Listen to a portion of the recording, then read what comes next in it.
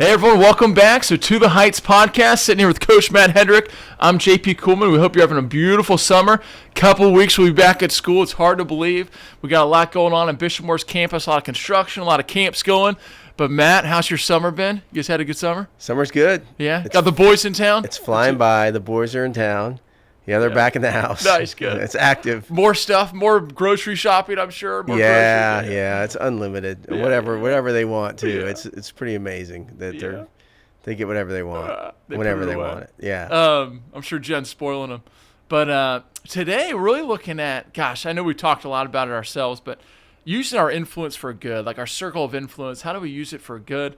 I know we've talked briefly about Joe Mazzulla, the head coach for the Boston Celtics, just won the NBA championship, and devout Catholic. You know, I know we both kind of shared these YouTube videos with one another where they kind of walk through his life and his preparation for the season, his journey through the season, ultimately culminating in this championship, NBA championship. Obviously, very talented team with a lot of talent on the roster. But how he did it as a young man, I think he's like 36 years old, new head coach. How he became a head coach was kind of a surprise to him, right? He was like a third or fourth assistant on the bench, and then he was called up to be the head coach.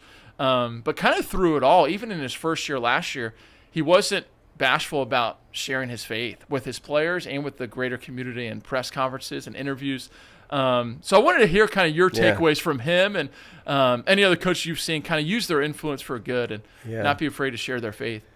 Well, first of all, he's really inspirational to somebody like me because I'm always trying to see where the balance lies between these really successful coaches that do a great job with their teams in terms of X's and O's and strategy and inspiration, all those things, but also don't lose the integrity of who they are. And so when I read the story about Joe Mazzulla, I was so fascinated by listening to him and watching his demeanor and hearing how he interacts with his players, all of those things, and how he ties in his Catholic faith and his just really, really sincere spirituality as a part of all that, to me is really pretty cool. Yeah. I enjoyed learning about him for sure. Yeah, and I know I shared this with you too, but one of my favorite things from the series that was on YouTube, and if you haven't seen it, check it out. It's pretty cool. Especially if you're a basketball fan. But one thing he does before games, I don't know if it's every game or just the playoff games, but he actually had a rosary. Yeah. It was kind of cool. It was a rosary his wife gave him made from the old Boston Garden court. That's right. So like chunks of wood from the court was made up the rosary. And he would walk the court before anyone got in the gym, would pray a rosary walking the court. Yeah. And I just think about, man, like, obviously we see on the external surface what he's doing with the players, his X's and O's, the play calling. But what is going on behind the scenes in his own heart to prepare for that? Because so often we see what's on the surface, even as like a teacher or a coach. Like we see when you're on the field, when you're talking to the guys, but what's happening when you first wake up in the morning to prepare your mind and heart for that, So I want to ask you too, like how you do that, because that's a big question. Even as parents, I've noticed, like, and as husbands and fathers and wives and mothers, it's like, everything we're doing a lot, but what are we doing to grow our heart, to prepare for the doing, Yeah, he made me think of that. One of my favorite things on a game day is just to have my own time. So a lot of times I'll go back to the house if I can sneak out for 30 minutes or so and go for a run. It might just be a mile and a half, 2 miles, just to sort of clear my head and to think and pray and just kind of relax. Yeah. But then the other thing I always do without fail, and I never really think about it, I guess I just do it, is I always go somewhere right before the game, whether it's in my office, somewhere quiet and dark, and just sit and pray. Yeah. And not for success, really, honestly, not to win, just for me to do my best, first of all, to serve the kids as best I can, to really not screw it up. I mean, that, I don't want to make it worse. That's really important, and to be a good example, to be intentional about how I interact with people, and what my influence can be for that particular 2.5 or 3 hours around those kids. Yeah, and it's most impactful and most important when we lose, because that's when I really have to ask for guidance. I really have to ask for the right words and the wisdom to share with the players, because that's the time when they're really listening and they're really searching for answers. When we win, they're just ready to go. Yeah, that's funny you say that. When you lose, that's almost like when their hearts are the most malleable and open to change. They're searching for answers, I think it's the same way for us too in life. Like when we experience heartbreak or rough times or difficulty, we're just looking for an answer, so we're looking for that wisdom, that guidance, that time with God. And that's beautiful. You do that on game days. And I so often think about, man, like I'm named John Paul, so my favorite saint, St. John Paul II. And I know a lot of people obviously love him. He was the Pope for 25 years and a little bit longer than that, but traveled the world. He was like the ultimate influencer before social media or anything. And which I think he went to more countries than anyone who's ever lived. I might be making that up, but he went to like hundreds of countries. And his thing, man, like everyone saw him on the surface, like all the places he went, the documents he wrote, the people he talked to, everything, all this incredible amount of work. Like, how do you have time for that? But they also knew, his closest friends and advisors, they knew that he would wake up in the morning and they knew, where's John Paul right now? He's in the chapel. And they would go into the chapel and they would see him prostrate for hours, at least an hour, they said. He would be in there in the chapel in front of the Eucharist, the tabernacle, just praying. And they said every day. They said every day he did that. And they used to ask him, like, how do you make time for that? And he used to say, if I didn't do that, I wouldn't be able to do all the other stuff, on the surface. Because at the end of the day, like so often, I think we get so caught up into the doing, which is important. But at the end of the day, like, God's not calling us to do something per se. He's calling us in a relationship with him and with one another. And at the heart of it, where's that start? It starts in that prayer life and that journey. And I know we didn't talk about sharing all this, but man, at the heart of being an influencer, it's like being connected with him, and real quick, to go back to Joe Mazzulla, this is the last thing I'll share about him, unless you want to keep going with him. Okay. But when he was kind of like going through his own journey, I think it's funny because he played in college, I think West Virginia, played for Bobby Huggins at West Virginia. He was an intense coach, But I think he had an injury, like a terrible injury. Like, didn't know if he'd ever play basketball again. Maybe his junior year of college. And he said he had to look himself in the mirror and figure out, like, who am I? Right. I'm a basketball player. That's all I've ever been. That's been my identity. And he said it was kind of stripped away from him with this one practice where he got hurt. And he had to really come to grips with, like, no, like, if I identify with just basketball or just this level of success, then it's going to come and go. Someone's going to beat me, and that's going to be my identity. Right. And so he really kind of was open in this interview about that was the time, being vulnerable, really found, man, no, who I am at the core, the most important thing, I'm a son of God, and he's got a mission for me, and basketball's a part of that, and so I don't know if you've got points in your life where you can point to, it's like, man, God really revealed who I am in his eyes in this time, I don't know if I have particular points, but those things seem to be revealed to me fairly often, just talking about just how you enter into the day and how you approach the day. We talked about this before in other podcasts, but just that idea of, like, literally the first thing I do when I step out of bed is I do the sign of the cross and I start to pray on the way to the bathroom. It's pretty feeble attempt, really, because I'm half asleep, but I don't know. It's just what I want to do when I wake up, almost being thankful for that opportunity to really just to live out another day. But that starts your prayer, though. That day, you're like, boom. Yeah. Like your whole day just became a prayer. Yeah. Yeah. Anyway, and then every time I get in the car, I turn on a song on my phone because my radio's old.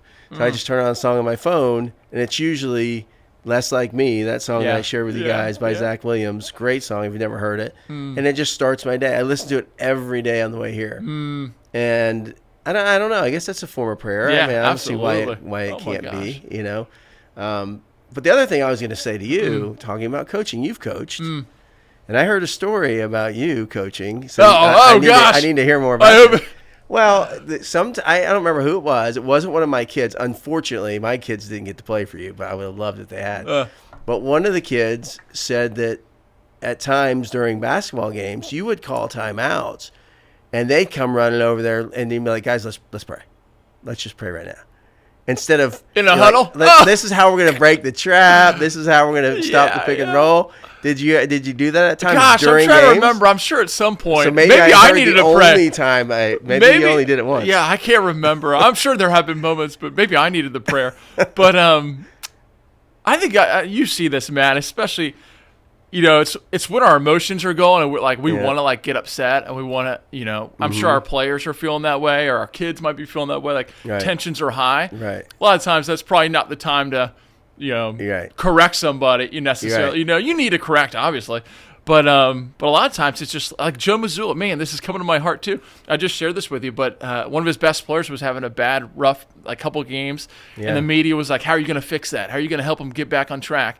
And he was just like, "I'm just going to love him. I'm just going to be like support him, let him know I trust him." You know? Yeah. I think so often when we're struggling, we start to doubt ourselves. We start to doubt, man, do I have what it takes? You know? And all it takes is that one coach, that mentor, that teacher, that parent to say, listen, like, I know it's tough. Like, I have a million things to correct you with, but put that to the side right now. I just love you and I trust you. I'm with you, you know? Yeah. And that goes so far. And one story from, this just came to my heart, but in college playing for Coach Bob McKillop at Davidson. He was a great coach for 30-something years and incredible success. Coach Steph Curry, you know. Yeah.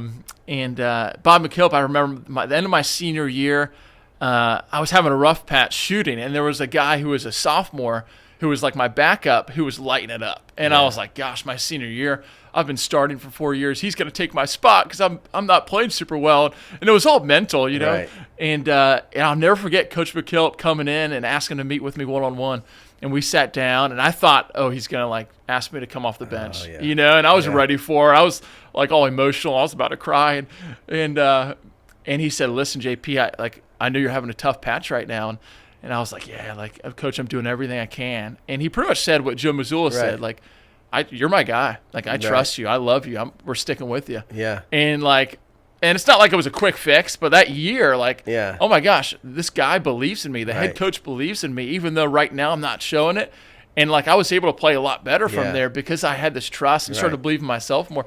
So I think to go back to your original question, it's like, man, so often our struggles, you know, we see them on the surface, but a lot of times they're deeper. You know, they're so interior in our hearts, you know. Well, the pressure was off. Yeah. I mean, the pressure that you had put on yourself based on your performance was off.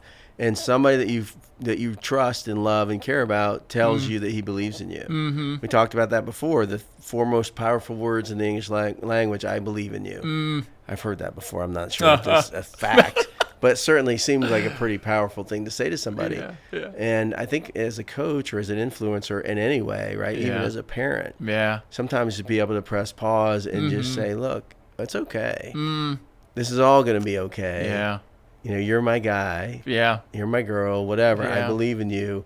I think goes a long way in terms of having that power of influence that really can help somebody in times of struggle. Amen. And whatever capacity that looks like. Yeah. I agree, Matt. No doubt. And one other thing with the circle influence, you know, so often I think sometimes as Catholics we get a bad rap for like, oh, it's got to be, like, I can't share my faith. Like, it's got to be real private, you know. But I also think about, you know, for whatever reason, that's present, I think, in some of us. Like, I have that a little bit. Like, I can't, like, I don't want to impose on anybody, which is good. We don't want to force our faith on anyone. But at the same time, we've received this incredible gift, the Lord, like Jesus in our life. And it's like anything good we've received, we want to share. You know, if I saw a great movie, man, people are posting about it. They're telling everybody about it. It's like, man, we have the Lord of the universe want to come into a relationship with us. Why don't I want to share that with other people? You know, if we really believe it. So, so I want to kind of pick your brain, and maybe we could talk more about what that looks like as Catholics. How do we share our faith in a way that's not imposing, but it's just like, gosh, I want to share this with you. This beautiful journey I'm on with Christ, you know? Yeah, I mean, I mean, how many times do people stick phones in your face and tell you to watch this, watch this. This is so funny, you got to watch this. I mean, we impose our thoughts and our ideals and our opinions on people all the time. Yeah. In a way more of a, I don't know what the word would be, like in a manner that's almost, it's too much. Mm-hmm. But to do things like this, where we're talking about our faith and we're talking about what really matters, in a way that we can share it with other people, you know, what could possibly be wrong with that? And I think about that all the time because I agree with you that it's like there's moments where you feel like, I don't know if I should say any more than I'm saying now. But why? I mean, we share everything else. Yeah. Why can't we share those things the too? Greatest like gift you said, we've the ever greatest gift of all time. Yeah. So I agree with you that it's one of those things that I've been way more intentional about that with our football team, with the people around me. I've had moments where I've talked to the coaches, like, guys, I've changed. You know, coming into a season, I just want you guys to know I'm probably going to say things. I'm probably going to act in ways that maybe aren't quite as familiar, because I've changed over the last year. I've grown a little bit. My faith is stronger. To share that with people, almost is like, okay, listen, if I seem to be different, this is why, and don't be alarmed they'll notice by it. They'll notice it. Yeah, because our actions say more than anything we say. So they're always looking at our actions.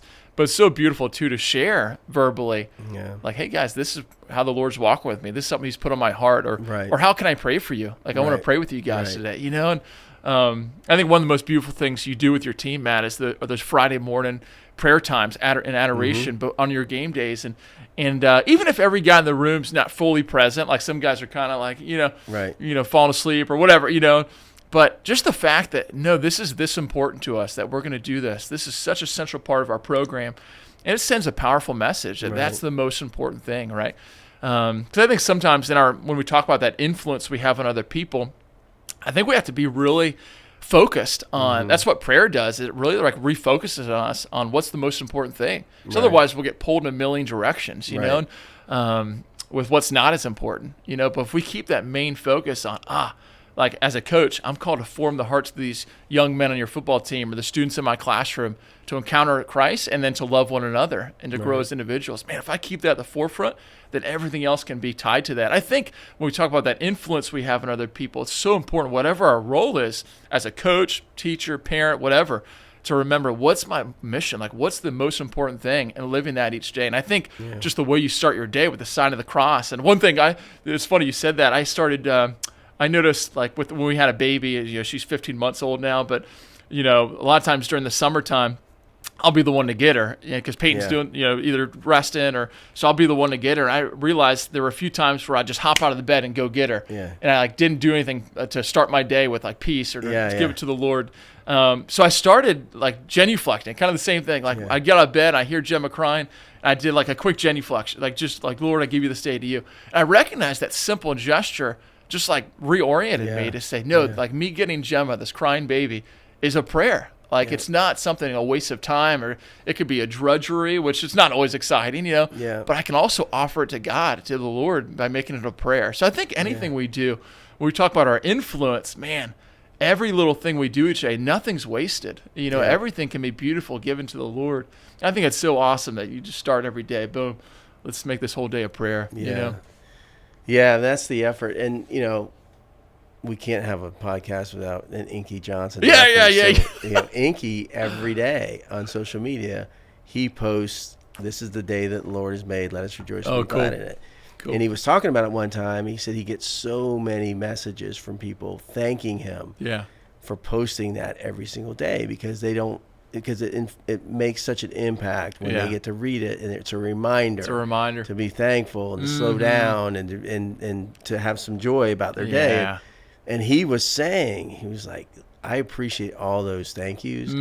He goes, but I do it for me. Oh, to remind himself. It makes me feel better every day. Yeah. And I need it. I need that as a reminder. So I always think that's kind of interesting that, it's, and to be unapologetic about it, right? It's just to have the, I guess, the courage, really, to just say, these are things that are important to me. Yeah. And my experience has been that at some point, people will appreciate it. Yeah.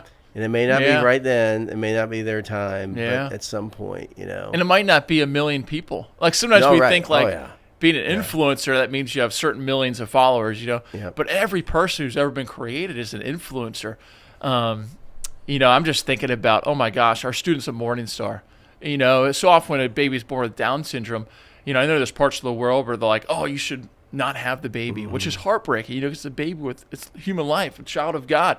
But you think about the lives our students at Morningstar touch, and every person on our planet, every person has a mission, whether the world recognizes it or not. Every one of us, even if that's one person we encounter in our life, that our love towards them, or our joy, or our whatever, our Christ living in our hearts impacts them. That's the influence we're called to have. So every person has an influence, is an influencer. They just might not be it on social media or whatever, So I think it's so important from the eyes of God to recognize that every one of us is an influencer, has the circle of influence that Christ wants to work through us and in us, Yeah. 'Cause I think sometimes we compare. We're like, oh, I'm not the guy on stage or the woman giving the talks, but that's okay. That's not my calling. I'm just called to say yes and my calling and your calling and every person, Yeah. I don't know. Yeah. No, I agree with all of that. I mean, there's just so many different ways to influence and to be influenced, especially if you're open enough to see it. I went yesterday. Rob Graham, I don't know if you remember that name, but Rob Graham coached here. He's a Bishop Moore alum. He's a really good basketball player.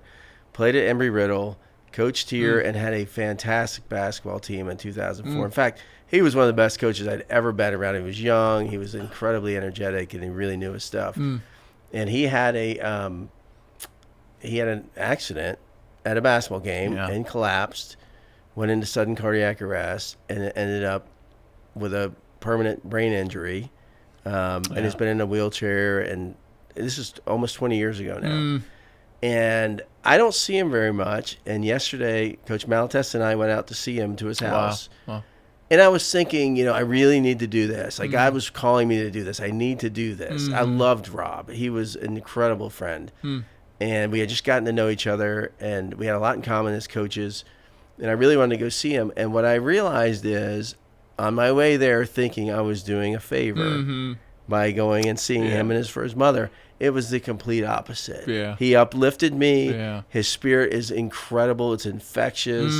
His just his demeanor and the way he conducts himself, even in spite of all the things that have gone wrong in his life. And I left there thinking, and of course, Mom is sending me all these thank you texts, and I'm thinking, oh my gosh, like, thank you. He changed my heart. He did. He did. And will continue to do that. And he does that with everybody he's around. Yeah. And so you think about it and the influence that he has on so many lives, and to help people become closer to God because of the outlook that he has and is able to help other people to see life that way.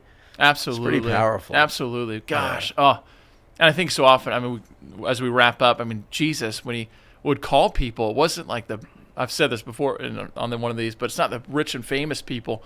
It was always the person who was the outcast, the person who was the leper or the prostitute, or the person that people saw as like no good or like worthless, And that's those are the main people that Jesus was like, no, I came to call you and to save you and to lift you up to be that influencer. Some of the greatest saints in the world, were quote unquote the worst sinners, I can think about St. Augustine but also one last note about the one saint who's going to be canonized in 2025, Blessed Carlo Acutis. So to our listeners, if you haven't seen him or heard about him, check him out. He was a 15-year-old who died. He was from Italy. I think he died in 2006. It's like less than 20 years ago.